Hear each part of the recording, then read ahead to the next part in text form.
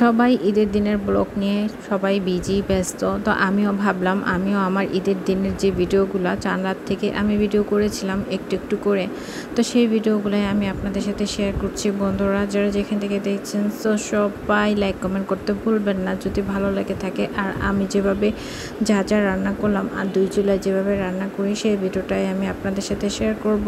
এখানে হচ্ছে খিচুড়ি রান্না হচ্ছে, সেই সাথে হচ্ছে রান্নাটাও অনেকটা হয়ে গিয়েছে।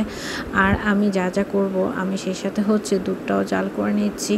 বাট আমার ভিডিওটা আগে পরে হয়ে গিয়েছে, তো কে কিছু মনে করবেন না। আসলে এত কিছু সাজানো গোছানো আর সময় ছিল না। জাস্ট আমি যেভাবে পেরেছি ভিডিওটা আমি আপনাদের সামনে তুলে ধরার জন্য চেষ্টা করেছি। তো শুধু রান্না বান্নাই না, ঘরটাও কিন্তু পরিপাটি করে নিতে হয়। তো এটা হচ্ছে ছেলের রুম, সেটাও আমি সুন্দর করে একটু গুছিয়ে নিয়েছি। এটা হচ্ছে মেয়ের রুম, তার রুমটাও আমি সুন্দর করে গুছিয়ে দিয়েছি। আর সেই সাথে হচ্ছে আমি 3টা বেডই খুব সুন্দর করে গুছিয়ে নিয়েছি। যারা যেখান থেকে দেখছেন বন্ধুরা, আপনাদের যদি ভিডিওটা ভালো লেগে থাকে অবশ্যই আপনারা বেশি বেশি করে কমেন্ট করতে পারেন। আর সেই সাথে হচ্ছে আমি ফুল ক্রিম দুধ দিয়ে আজকে আমি সেমাই রান্না করব। তবে এভাবে দুধের সাথে ঘন করে আর একটু যদি ফুল ক্রিম দুধটা এভাবে দেওয়া হয় তাহলে কিন্তু সেমাইটা আর একটু বেশি লোভনীয় হয়। তো এই হচ্ছে আমি এই ঈদে আসলে সেমাই তেমন একটা খাওয়া হয় না, তো আমি হালকা করে এভাবে একটু জাস্ট সেমাই রান্না করে নিয়েছিলাম। আর মাংস বলে কথা, এই তো মাংসের কোনো জবাবই নাই। সবাই তো কম বেশি মাংস ঘরে ঘরেই রান্না করা হয়। জাস্ট আমি এইখানে কিছু মাংস নিয়েছি। তো এটা আসলে গরুর মাংস না, খাসির মাংস। তো 2টা চুলার মধ্যে কিন্তু জাস্ট আমি এভাবেই রান্না বসিয়ে দেই। আর 2 চুলা রান্না মানে কি 2টা চটা দিয়ে 2টার মধ্যে রান্না করা আসলে অনেক একটা টাফ ব্যাপার, মানে পোড়া যেন না লাগে, অনেক ধ্যান রেখে রান্নাগুলো করতে হয়। তো জাস্ট আমি আঁচ কমিয়ে 2টার মধ্যে কিন্তু রান্নাটা করে নিয়েছিলাম। আর মশলাটা যেন না পুড়ে যায় সেই জন্য অনবরত নাড়ার জন্য একদম চুলার পাশেই ছিলাম।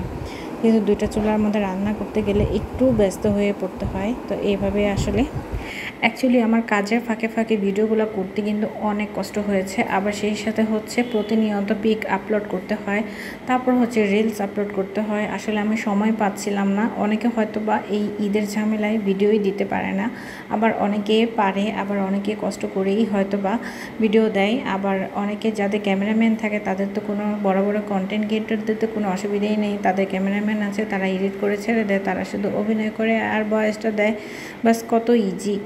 আর এই হচ্ছে আমার মাংসের ফাইনাল লুক, অনেকটাই হয়ে গিয়েছে দেখতে পাচ্ছেন। তো শুধু রান্নার সময় একদম চুলার অবস্থা খারাপ ছিল, তো একটু পরিপাটি করে আমি চেষ্টা করেছি এই ভিডিওটা করার জন্য। তো আপনারা সবাই কমেন্ট করে বলে যাবেন আমার রান্নাটা কেমন হয়েছে।